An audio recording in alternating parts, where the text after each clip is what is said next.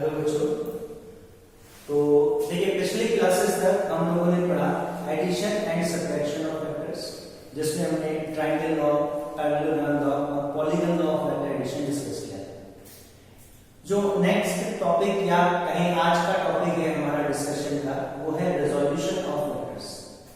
देखिए सबसे पहले तो ये समझिए कि रिजोल्यूशन ऑफ वेक्टर है क्या। अभी तक हमने सीखा कि अगर हमको मान लीजिए कुछ वेक्टर्स गिवन हैं a b c d, कितने भी n number of vectors given हैं, इनको अगर हम ऐड करें किसी भी तरह से, प्राइमरी लॉ से कर सकते हैं, पैरेललोग्राम लॉ से कर सकते हैं या पॉलीगन लॉ से कर सकते हैं, लेकिन अगर हम इनको ऐड करें तो हमारे पास एक वेक्टर क्वांटिटी आएगी सेम रीजन की। मतलब अगर ये डिस्प्लेसमेंट है तो जो रिजल्टेंट होगा वो भी डिस्प्लेसमेंट होगा, ये फोर्स है तो रिजल्टेंट है जो वो भी फोर्स होगा। तो एक वेक्टर क्वांटिटी आएगी हमारे पास, लेटर से उसको r बोलते हैं, जिसको रिजल्टेंट कहते हैं। एक तरह से चार वेक्टर्स को ऐड करने पर हमारे पास एक वेक्टर आया है r। ठीक है, ये चार वेक्टर्स को ऐड करने पर हमारे पास एक ये रिजल्टेंट वेक्टर आया है r। अब जैसे ये प्रोसेस होता है कि हम n नंबर ऑफ वेक्टर्स को ऐड करें तो हमारे पास एक रिजल्टेंट वेक्टर आता है, तो क्या इसका रिवर्स पॉसिबल है कि इस गिवन वेक्टर को मैं वापस इन वेक्टर्स में स्प्लिट कर सकूं? ठीक है, तो उसका जवाब है बिल्कुल हाँ, कर सकते हैं।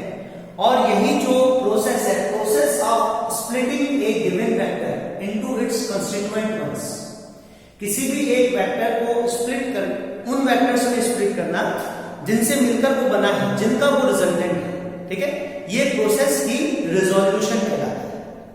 देखिए रिजोल्यूशन को समझिए, नाम से ही समझ में आ रहा है कि बहुत सारी चीजें आपस में मिक्स्ड हो, उनको सेपरेट करके, आइडेंटिफाई करके, इंडिविजुअल्स को सेपरेट करना, वो प्रोसेस रिजोल्यूशन कहलाता है। तो ऐसे यहां पर आर क्या है, ये इन सब वेक्टर्स का रिजल्टेंट है, ये सारे वेक्टर्स इसमें इंक्लूड है। ठीक है, तो इन सारे वेक्टर्स को रिजोल्व करना, अलग अलग करना, स्प्लिट अप कर देना वापस, ये प्रोसेस रिजोल्यूशन कहलाता है। तो रिजोल्यूशन का मतलब ये है कि हम किसी भी एक गिवन वेक्टर को उसके कंस्टिट्यूएंट वेक्टर्स में स्प्लिट कर सकते हैं। ठीक है, और ये जो प्रोसेस है स्प्लिटिंग का, ये रिजोल्यूशन कहलाता है। अब देखिए मान लीजिए मेरे पास अब ये कोई क्वेश्चन है, देखिए ये कि हमको पता चल रहा है R जो है वो A B C D का रिजल्टेंट है। लेकिन मान लीजिए मैंने आपसे कहते हैं ये वेक्टर P, तो वेक्टर P किनका रिजल्टेंट है, क्या देखकर आप बता सकते हैं ना? इस इक्वेशन को भूल जाइए, इसका इस वेक्टर से कोई लेना देना नहीं है, ये एक अलग वेक्टर है P। लेकिन ये P किन किन वेक्टर्स का रिजल्टेंट है, जैसे R A B C D का रिजल्टेंट है, तो ये P कितने वेक्टर्स का रिजल्टेंट है, और वो वेक्टर्स कौन कौन से हैं, मैग्नीट्यूड क्या है, डायरेक्शन क्या है, बता सकते हैं आप? नहीं, ऐसे तो हम नहीं बता सकते कि किन वेक्टर्स को ऐड करने पर P आएगा, है ना? ठीक है, लेकिन मैं ये कह सकता हूं कि ये जो P है ये किन्हीं भी इनफाइनाइट नंबर ऑफ वेक्टर्स को ऐड करने पर आया है। इसको लिख सकते हैं हम, this can be written as sum of और resultant of infinite number of vectors.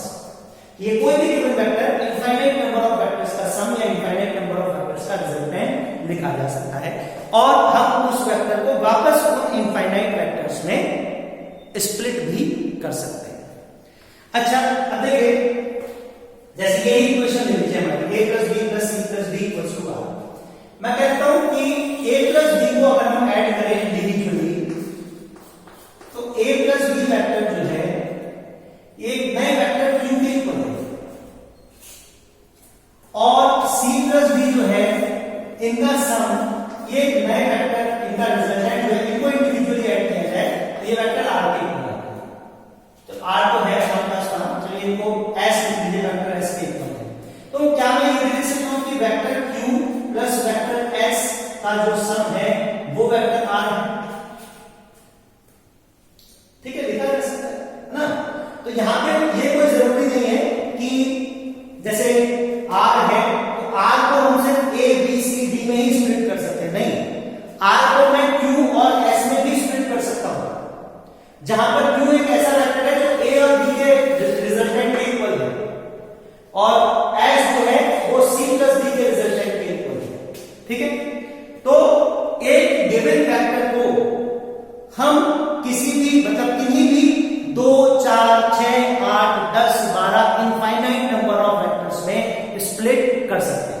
क्योंकि कोई भी वेक्टर जो है वो इनफाइनाइट नंबर ऑफ वेक्टर्स का सम लिखा जा सकता है। ठीक है, अब उन वेक्टर्स के कॉम्बिनेशन बन सकते हैं कि भाई 4 को ऐड करके आपने एक रिजल्टेंट लिख दिया, 4 को ऐड करके आपने एक रिजल्टेंट लिख दिया।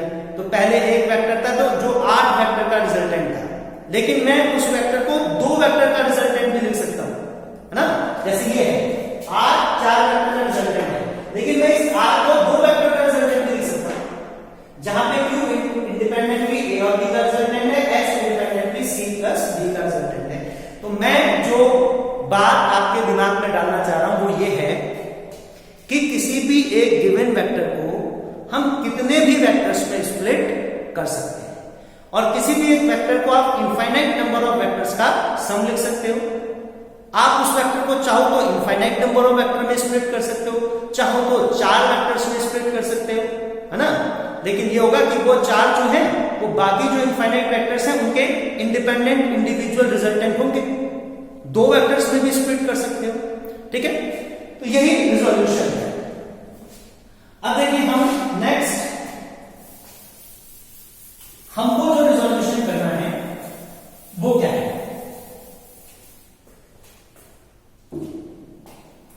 हम डिस्कस करेंगे सबसे पहले resolution of vectors in a plane. एक प्लेन में लाइन वेक्टर के का रिजोल्यूशन हम कैसे कर सकते हैं कि उसके जो मतलब उसके जो स्प्लिट करने के बाद जो कंस्टिट्यूएंट वेक्टर्स आए वो उसी प्लेन में लाई करें जिस प्लेन में वेक्टर लाई करता है। ठीक है, तो मान लीजिए हमारे पास ये है वेक्टर ए,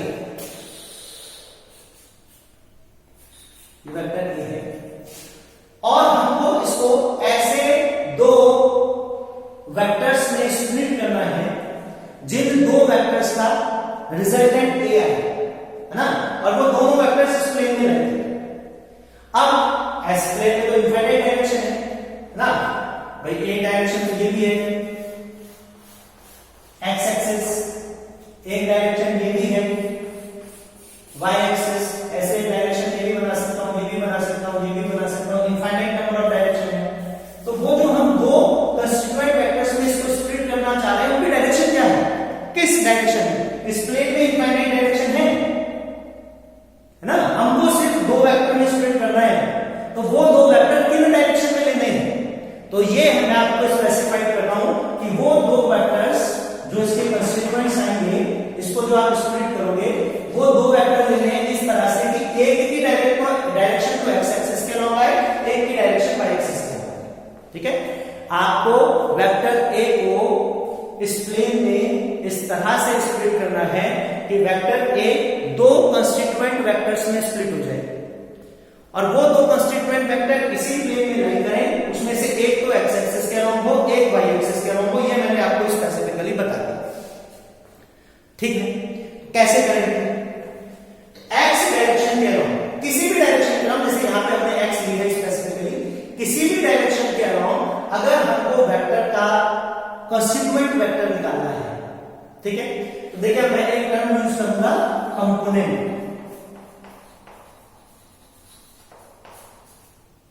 कंपोनेंट मतलब कंस्टिट्यूएंट वेक्टर को एक कंपोनेंट कहते हैं। कंपोनेंट आप समझो, जैसे हम कह सकते हैं कोई एक सिस्टम है, बहुत सारी अलग अलग चीजों को अरेंज करके वो सिस्टम बनता है, तो वो जो उसके कंस्टिट्यूएंट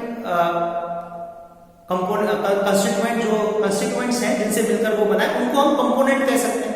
ऐसे ही यहां पर है, तो वो जो कंस्टिट्यूएंट 2 वेक्टर आएंगे ना, जिन 2 वेक्टर्स में आप एक को स्प्लिट करोगे, एक को रिजॉल्व करोगे, वो 2 वेक्टर कंस्टिट्यूएंट वेक्टर्स को आगे से हम कंपोनेंट कहेंगे। ठीक है, they will be termed as component of a. जो एक्स एक्सिस के अलॉन्ग आएगा वो कहलाएगा एक्स कंपोनेंट, और जो वाई एक्सिस के अलॉन्ग आएगा इसका कंस्टिट्यूएंट वेक्टर वो कहलाएगा वाई कंपोनेंट। ठीक है, अब किसी भी डायरेक्शन के अलॉन्ग किसी वेक्टर का कंपोनेंट कैसे निकालेंगे।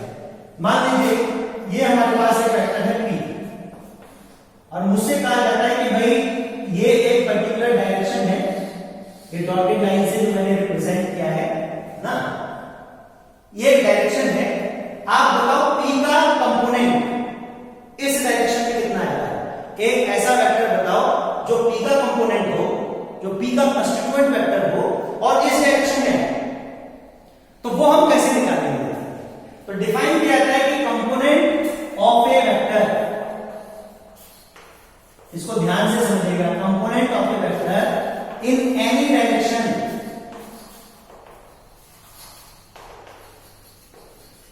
is equal to the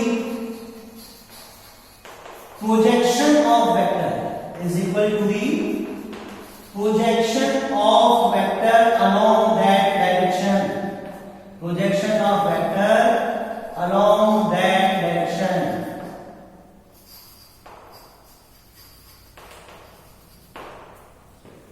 तो किसी भी पर्टिकुलर डायरेक्शन के अलोंग किसी भी वेक्टर का जो कंपोनेंट होता है, जो कंस्टिट्यूएंट वेक्टर होता है, उसका मैग्नीट्यूड उस वेक्टर के प्रोजेक्शन के बराबर होता है उस डायरेक्शन में। प्रोजेक्शन मतलब परछाई, छाया।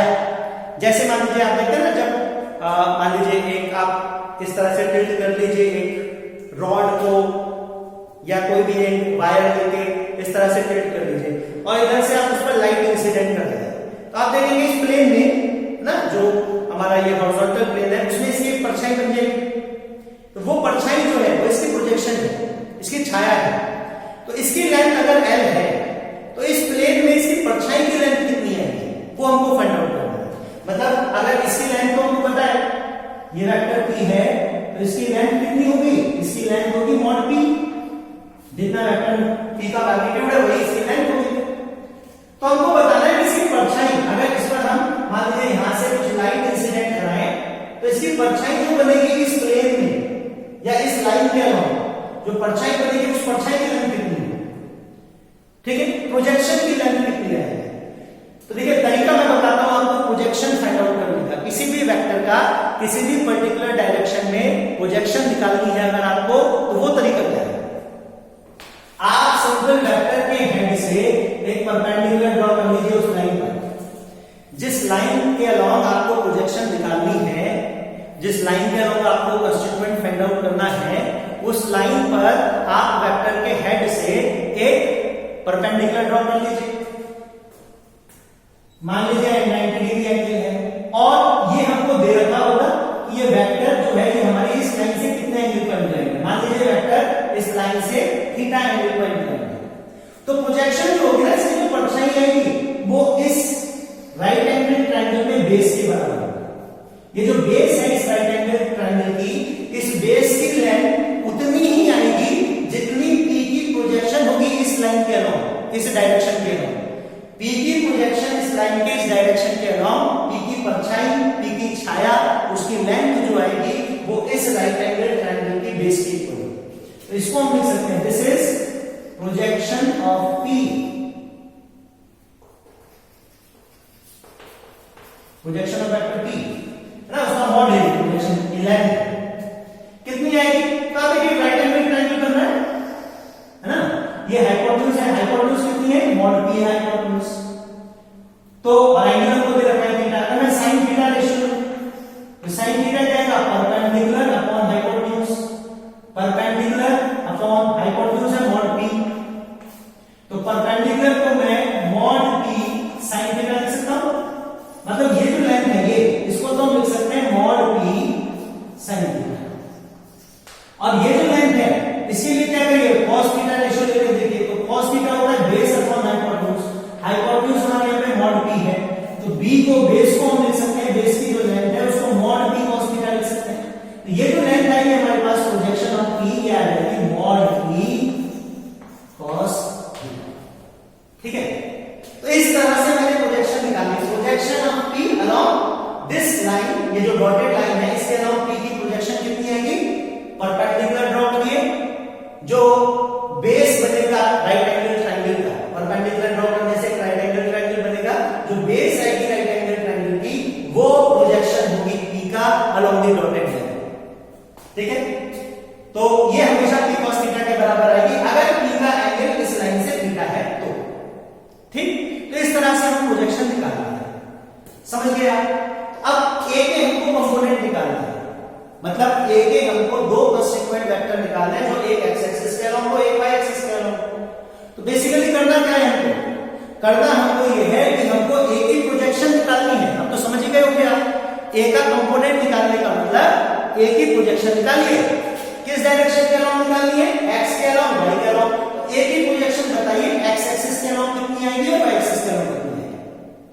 तो अगर मैं एक्स एक्सिस के अलोंग निकालनी है तो क्या करूंगी? परपेंडिकुलर ड्रॉ कर लूं एक्स एक्सिस पर, ठीक है। और अगर वाई एक्सिस के अलोंग निकालनी है तो एक परपेंडिकुलर ड्रॉ कर लूं ए के हेड से, वेक्टर ए के हेड से परपेंडिकुलर ड्रॉ कर लूं on to the y axis. तो ए की जो परछाई आएगी वो इस लाइन के बराबर होगी, है ना। ये हो गया प्रोजेक्शन या component of A, component of vector a along x axis. और ये जो लाइन आएगी आपकी, है ना, ये इसकी प्रोजेक्शन होगी, इसकी परछाई वाई एक्सिस पे। या इधर से टॉर्च डाले, इधर से इस पर रोशनी, टॉर्च इंसिडेंट करना है, इस पर रोशनी डाले तो इस वाई एक्सिस पर परपेंडिकुलर एक्सिस पर इसकी परछाई कितनी आएगी? इसकी परछाई की लाइन कितनी आएगी? ठीक है, जितनी इस ओरिजिन से लेकर इसकी टेल से लेकर और ये जो परपेंडिकुलर ड्रॉ करी है हमने वाई एक्सिस पर, इसकी फुट ऑफ द परपेंडिकुलर तक की जो लेंथ है, ये होगी आपका वाई कंपोनेंट। ठीक है, वाई कंपोनेंट ऑफ या component of vector A along y axis।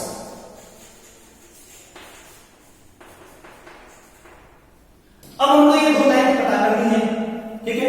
मान लीजिए आपको दे रखा है कि वेक्टर ए एक्स एक्सिस से थीटा एंगल पर इंक्लाइंड है, वेक्टर ए एक्स एक्सिस से थीटा एंगल पर इंक्लाइंड है, तो मुझको ये लाइन बतानी है और ये लाइन बतानी है। तो आप देख रहे हैं राइट एंगल ट्रायंगल बन गया ना, तो ये इस तरह से हमारे पास राइट एंगल ट्रायंगल बन गया, जिसमें ये लाइन तो हमारे पास मॉड ए है, वेक्टर ए का मॉड होगी ना, ये लाइन हाइपोटेन्यूज तो हमारे पास वेक्टर ए का मॉड होगी। ये एंगल हमारे पास थीटा है, ये 90 डिग्री है। ये जो बेस है इस राइट एंगल ट्रायंगल की, ये हो गई component of A along x axis. इसको मैं ए एक्स लिख देता हूं, ठीक है। अभी सिर्फ मॉड लिख रहा हूं, लेंथ लिख रहा हूं ना, तो डायरेक्शन बाद में रिप्रेजेंट कर लेंगे। अभी से दे दीजिए कि ये जो कंपोनेंट आएगा ए का एक्स एक्सिस के अलोंग, एक ऐसा वेक्टर जिसकी डायरेक्शन एक्स एक्सिस के अलोंग हो और जो ए का कंपोनेंट हो, जो ए का कंस्टिट्यूएंट है ना, उसकी लेंथ, उसका मैग्नीट्यूड कितना आएगा, वो इस प्रोजेक्शन के बराबर है। ए की प्रोजेक्शन एक्स एक्सिस पर, वो इस बेस के बराबर होगा राइट एंगल ट्रायंगल। अभी मैंने बताया कि अगर हाइपोटेन्यूज आपकी मॉड ए है, बेस को हम क्या लिख सकते हैं, मॉड ए cos थीटा लिख सकते हैं। अच्छा, ये जो प्रोजेक्शन है वाई एक्सिस के अलोंग ना, आप देखिए ये इस राइट एंगल ट्रायंगल की परपेंडिकुलर की लेंथ के बराबर है।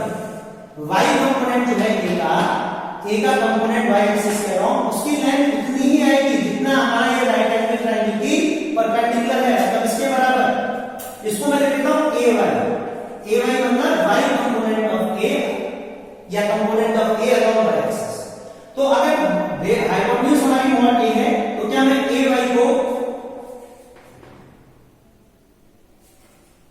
मतलब परपेंडिकुलर को मॉड ए sin थीटा लिख सकता हूं। ये बताया मैंने आपको कि अगर हाइपोटेन्यूज आपकी मॉड बी है तो परपेंडिकुलर को आप मॉड बी sin थीटा लिख सकते हो। वही अगर हाइपोटेन्यूज हमारा मॉड ए है तो परपेंडिकुलर को हम मॉड ए sin थीटा लिख सकते हैं। तो ये हमने क्या किया, ए को दो कंपोनेंट में स्प्लिट कर दिया।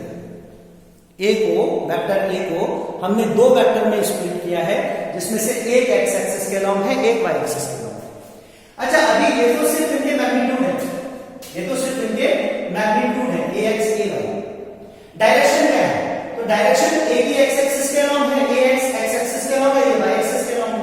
तो क्या हम वेक्टर ए को ये लिख सकते हैं, कल मैंने आपको बताया था यूनिट वेक्टर्स, तो डायरेक्शन को यूनिट वेक्टर से रिप्रेजेंट करते हैं ना, तो क्या मैं लिख सकता हूं, जो x कंपोनेंट है उसको लिख लूं ax है। इसका मतलब ये एक ऐसा वेक्टर है जिसका मैग्नीट्यूड तो ax मतलब मॉड a cos थीटा है, और i कैप रिप्रेजेंट कर रहा है इसकी डायरेक्शन x एक्सिस के अलोंग है ना, i कैप क्या रिप्रेजेंट कर रहा है, ये एक ऐसा वेक्टर है जिसकी डायरेक्शन x एक्सिस के अलोंग है, मैग्नीट्यूड ax है। ऐसे ही जो y कंपोनेंट है उसको मैं ay j कैप लिख सकता हूं। j कैप से पता चल रहा है कि ये जो कंपोनेंट है ये y एक्सिस के अलोंग है, लेंथ इस वेक्टर की, मैग्नीट्यूड इस वेक्टर का a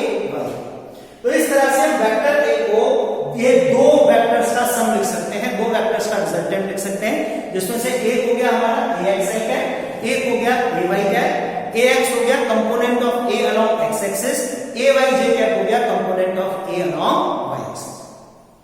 तो ये तरीका है एक वेक्टर को प्लेन में रिजॉल्व करने का, ठीक है। इन कंपोनेंट्स को, ये जो कंपोनेंट्स हैं हमारे, है ना, इनको हम इस तरह भी लिख सकते हैं। तो क्या मैं ax को लिख सकता हूं मॉड a cos थीटा? बिल्कुल लिख सकता हूं, क्योंकि ax की वैल्यू यही है, और i कैप मतलब ये x एक्सिस के अराउंड है, और ayj कैप को लिख सकता हूं मैं mod a sin theta j, है ना। तो इस तरह से लिखा जा सकता है। तो ये हम दो वेक्टर्स को इस तरह से रिजॉल्व कर सकते हैं। अब देखिए, ये जो तरीका हो गया कि हम एक वेक्टर को उसके एक प्लेन में दो परपेंडिकुलर वेक्टर्स में कैसे रिजॉल्व करेंगे ना, इस तरह से रिजॉल्व करेंगे। भैया आपको एक्स एक्सिस और वाई एक्सिस के अलावा कंपोनेंट निकालने हैं, तो आप प्रोजेक्शन निकाल लीजिए एक ही, एक्स के अलावा वाई के अलावा। प्रोजेक्शन की लेंथ वेक्टर का मैग्नीट्यूड हो गया, एक्स कंपोनेंट की डायरेक्शन आई कैप से रिप्रेजेंट कर देंगे, वाई कंपोनेंट की डायरेक्शन जे कैप से रिप्रेजेंट कर देंगे, है ना। तो इस तरह से लिख सकते हैं। अब क्या इसका रिवर्स पॉसिबल है? रिवर्स मतलब मान लीजिए मुझको वेक्टर ए गिवन है कि वेक्टर ए जो है वो ए एक्स आई कैप प्लस ए वाई जे कैप है, ठीक है, जहां पर theta is the angle of inclination of ए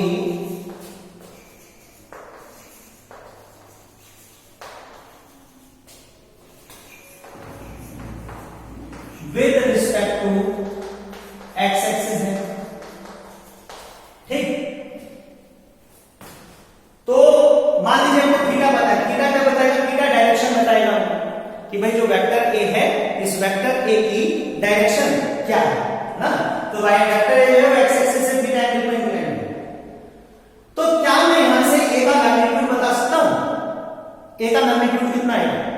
क्योंकि अभी तो मुझको सिर्फ ax कंपोनेंट पता है, ay कंपोनेंट पता है, x कंपोनेंट का मैग्नीट्यूड पता है, y कंपोनेंट का मैग्नीट्यूड पता है। तो क्या a का मैग्नीट्यूड निकाला जा सकता है? जी बिल्कुल निकाला जा सकता है। क्यों? क्योंकि अगर ऐसा है, थीटा एंगल है a का angle of inclination with respect to x axis, जो कंडीशन हमारी यहां पे दी वही दे रहा हूं मैं। ax को लिख सकता हूं मैं a cos theta mod a cos theta, और ay को लिख सकता हूं मैं मॉड a sin थीटा, ठीक है। ये कंपोनेंट आएंगे भाई, ax की लेंथ जो है वो मॉड a cos थीटा देगी, और ay की लेंथ जो है वो मॉड a sin थीटा हो जाएगी, ठीक। अब इन दोनों इक्वेशन को स्क्वायर करिए और ऐड करिए, मतलब ax square plus ay square करना है। ax square plus ay square आ जाएगा mod a square cos square theta plus mod a square sin square, ठीक है। इसमें से आप देखें तो मॉड a स्क्वायर आपका कॉमन आ जाएगा, बाकी बचेगा cos square theta plus sin square theta, और ये हम जानते हैं ये cos square theta plus sin square theta बन रहा है। तो मतलब ये हमारा मॉड a स्क्वायर के बराबर आ जाएगा। तो क्या हम मॉड a को under root ax square plus ay square लिख सकते हैं? बिल्कुल लिख सकते हैं। तो ये तरीका है। अगर आपको दो वेक्टर के मतलब ये कंपोनेंट्स गिवन है, x कंपोनेंट और y कंपोनेंट गिवन है, एक प्लेन में वेक्टर्स के आपको दो कंपोनेंट्स गिवन है, x कंपोनेंट और y कंपोनेंट, तो वेक्टर का मॉड आप इस तरह से लिख सकते हो ax square plus ay square, ठीक है। मान लीजिए आपको थीटा भी पता नहीं है, आपको ax और ay पता है, थीटा भी पता नहीं है, तो देखिए थीटा की कैलकुलेट किया जा सकता है। कैसे कैलकुलेट करेंगे? अगर मैं ay अपॉन ax लिखता हूं, y कंपोनेंट का रेशियो और x कंपोनेंट का रेशियो लिखता हूं, है ना। तो y कंपोनेंट कितना है आपका? मॉड a sin थीटा, और x कंपोनेंट कितना है? मॉड a cos थीटा है। हाँ जी बिल्कुल है। तो टेंजेंट थीटा की वैल्यू क्या ay अपॉन ax नहीं आएगी? बिल्कुल आएगी, है ना। sin theta upon cos theta का टेंजेंट थीटा, तो थीटा क्या हमारा tangent inverse ay upon ax नहीं होगा? बिल्कुल हो जाएगा। तो अगर हमको वेक्टर के x y कंपोनेंट पता है तो हम वेक्टर का मैग्नीट्यूड भी बता सकते हैं, और ये भी बता सकते हैं कि वो वेक्टर x एक्सिस से कितने एंगल पर करेंगे, x एक्सिस से कितने एंगल वो आएगा वर्टिकल कंपोनेंट। वाई कंपोनेंट को जनरली वर्टिकल कंपोनेंट भी कहते हैं ना, क्योंकि वर्टिकल एक्सिस के अराउंड होता है। एक्स कंपोनेंट को हम हॉरिजॉन्टल एक्स कंपोनेंट को हॉरिजॉन्टल कंपोनेंट भी कहते हैं, क्योंकि एक्स एक्सिस हॉरिजॉन्टल एक्सिस देते हैं, तो उसके अराउंड जो कंपोनेंट है उसको हॉरिजॉन्टल कंपोनेंट कह देते हैं। तो vertical component upon horizontal component will give you tangent, और दोनों कंपोनेंट के स्क्वायर्स का सम और उसका स्क्वायर रूट वो आपको वेक्टर का मॉड बताएगा। ठीक है, तो एक तरीका है एक गिवन वेक्टर को रिजॉल्व करने का, स्प्लिट करने का दो कंस्टिट्यूएंट वेक्टर्स में, दो ऐसे वेक्टर्स में जो एक प्लेन में दो परपेंडिकुलर एक्सिस के अराउंड लाइन करें, हॉरिजॉन्टल एक्सिस के अराउंड और वर्टिकल एक्सिस के अराउंड। ठीक है,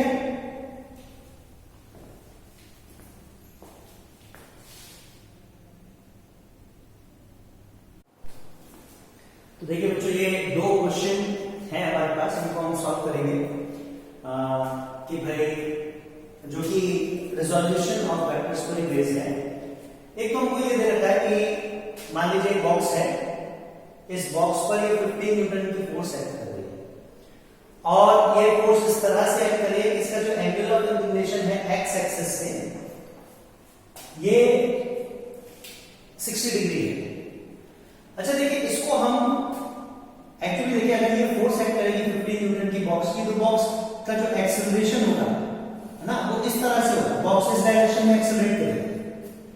तो मैं देखूं ये इसका एक्सेलरेशन एक्स एक्सिस के अराउंड हो रहा है ना, धीरे धीरे एक्स एक्सिस के अराउंड भी एक्सेलरेट कर रहा है, ये वाई एक्सिस के अराउंड भी एक्सेलरेट कर रहा है, ऊपर की तरफ भी एक्सेलरेट कर रहा है, हॉरिजॉन्टली भी एक्सेलरेट कर रहा है। तो बेसिकली इस 15 न्यूटन की फोर्स को मैं दो फोर्स की तरह सोच सकता हूं, है ना। मैं अपना थोड़ा पर्सपेक्टिव चेंज करूं तो मैं इस 15 न्यूटन की फोर्स को देखूं कि ये दो फोर्स की तरह एक्ट कर रहे हैं। एक फोर्स जो बॉक्स को हॉरिजॉन्टली एक्सेलरेट करेगी, एक फोर्स जो बॉक्स को वर्टिकली एक्सेलरेट करेगी। तो वही दो वेक्टर्स इस 15 न्यूटन फोर्स के कंपोनेंट होंगे, है ना। वो दो फोर्सेस, जिन दो फोर्सेस में हम इसको स्प्लिट कर सकते हैं, या जिन दो फोर्सेस की तरह हम इस सिंगल 15 न्यूटन फोर्स को समझ सकते हैं, वो दो जो फोर्सेस आएंगी वो इसके कंपोनेंट होंगे, component along x axis, component along y axis. तो बेसिकली हमको 15 न्यूटन की फोर्स को हॉरिजॉन्टल और वर्टिकल कंपोनेंट में स्प्लिट करना है, इसका हॉरिजॉन्टल कंपोनेंट और इसका वर्टिकल कंपोनेंट बताना है कि कितना कितना आएगा। ठीक, तो सिंपल है कि भाई अगर मुझको इस 15 न्यूटन फोर्स का कंपोनेंट निकालना है एक्स एक्सिस के अराउंड, तो मैं ये प्रोजेक्शन बताऊंगा कि ये प्रोजेक्शन कितनी आएगी। प्रोजेक्शन कैसे निकालेंगे, हम वेक्टर के हेड से परपेंडिकुलर ड्रॉ करेंगे एक्स एक्सिस पर, तो ये जो राइट एंगल ट्रायंगल बनेगा, base of this right angle triangle will be the component of force along x axis. Similarly y axis के अराउंड कंपोनेंट निकालने के लिए हम ये परपेंडिकुलर ड्रॉ करेंगे वेक्टर के हेड से वाई एक्सिस तक। तो आप देख सकते हैं कि ये जो लेंथ है ये हमारा वाई कंपोनेंट होगी, ये उतनी होगी जितनी राइट एंगल ट्रायंगल की परपेंडिकुलर है। बेसिकली आपको ये दो लेंथ बतानी है ना, ये base of this right angle triangle and perpendicular in this right angle triangle कितना है। सिंपल है, हम लोग डिस्कस कर चुके हैं कि जो x कंपोनेंट आएगा फोर्स का, let us say that to be fx, और जो y कंपोनेंट आएगा फोर्स का, let us say that to B fy। ठीक, अगर x जो x कंपोनेंट है फोर्स का वो मान लीजिए fx है, जो y कंपोनेंट है फोर्स का वो fy है। तो जैसा कि हम जानते हैं कि fx को हम लिख सकते हैं f cos थीटा, ना, मैं सिर्फ मॉड लिख रहा हूं ना, वेक्टर नहीं लगाया मैंने, मतलब मैं सिर्फ मैग्नीट्यूड लिख रहा हूं। f cos थीटा, f है 15, थीटा है 60 डिग्री, तो 15 cos 60 डिग्री, 15 cos 60 होता है 1/2, 15 into 1/2 will be 7.5 मीटर। ठीक है, इसी तरह से हम जो y कंपोनेंट निकाल सकते हैं fy, वो आ जाएगा f sin थीटा। ठीक है, और वो f sin थीटा जो है वो आ जाएगा 15 sin 60 डिग्री, तो sin 60 √3/2 होता है, तो 15 into √3/2 ये हमारा आ जाएगा 7.5 √3 न्यूटन।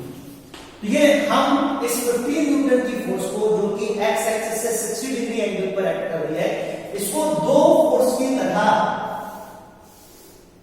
समझ सकते हैं ये एक्चुअली ये सिंगल फोर्स दो इक्विवेलेंट फोर्स के बराबर है, इन दो फोर्सेस की इक्विवेलेंट के इक्वल है।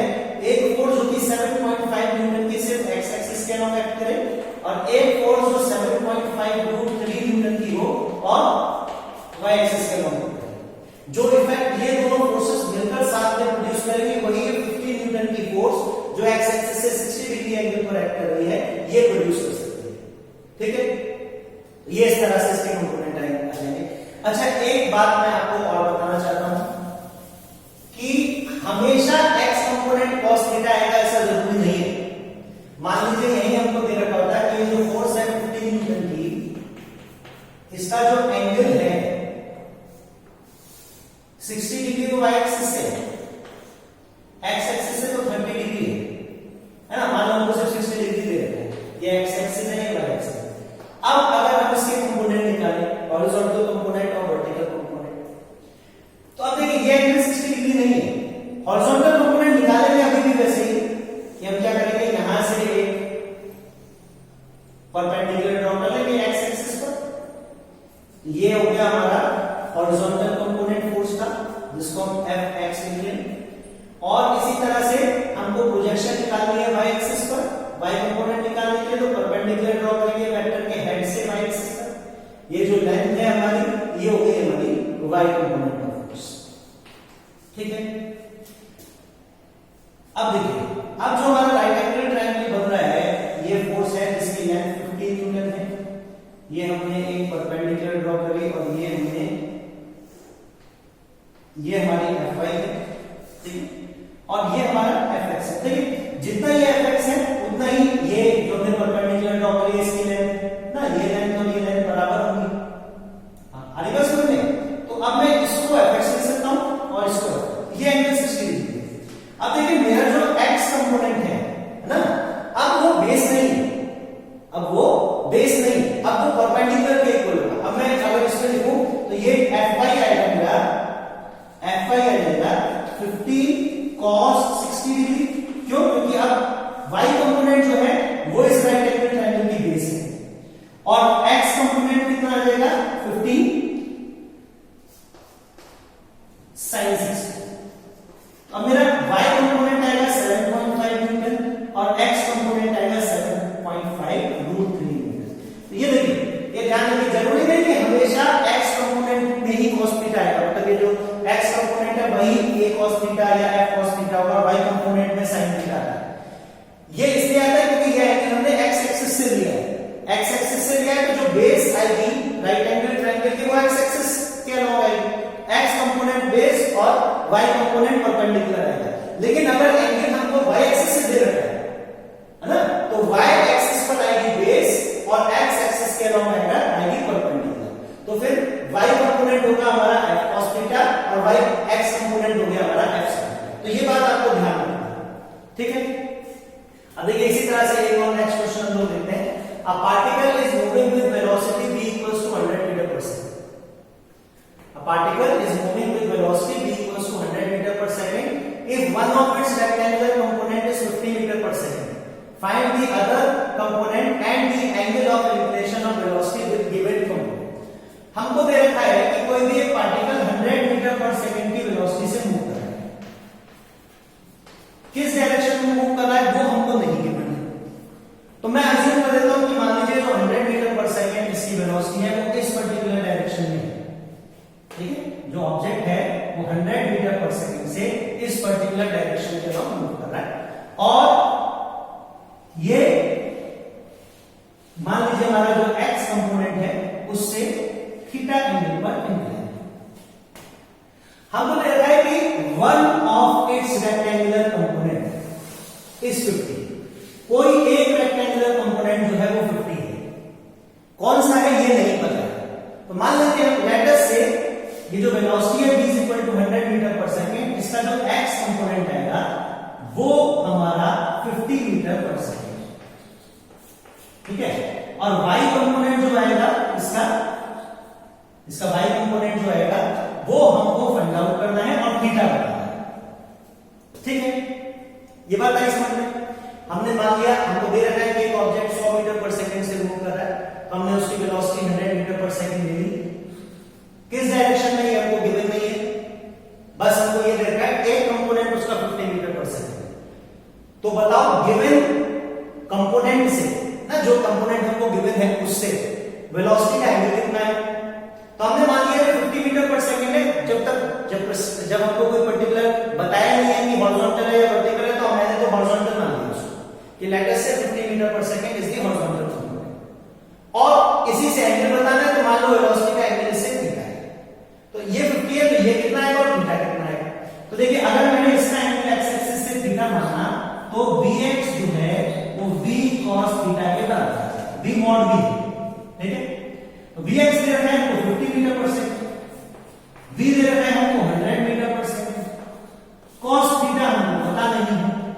यहां से हम देखें 50 divided by 100 1/2 equals to cos theta आ जाएगा, तो theta will be equal to 60 ना, cos 61/2 होता है, हम लिख सकते हैं थीटा विल बी 60। अच्छा थीटा अगर 60 डिग्री है तो y कंपोनेंट जो है वो कितना आना चाहिए, v sin थीटा आना चाहिए। v sin थीटा का मतलब 100 और sin 60 डिग्री, क्योंकि थीटा को हम कैलकुलेट कर चुके हैं, तो sin 60 कितना आ जाएगा √3/2, तो 100 √3/2 will give you 50 √3 मीटर, ठीक है। तो 50 √3 मीटर इसका वर्टिकल कंपोनेंट आ जाएगा। तो इस तरह से हम एंगल और जो वर्टिकल कंपोनेंट है वो बता सकते हैं अगर हमको एक कंपोनेंट पता हो।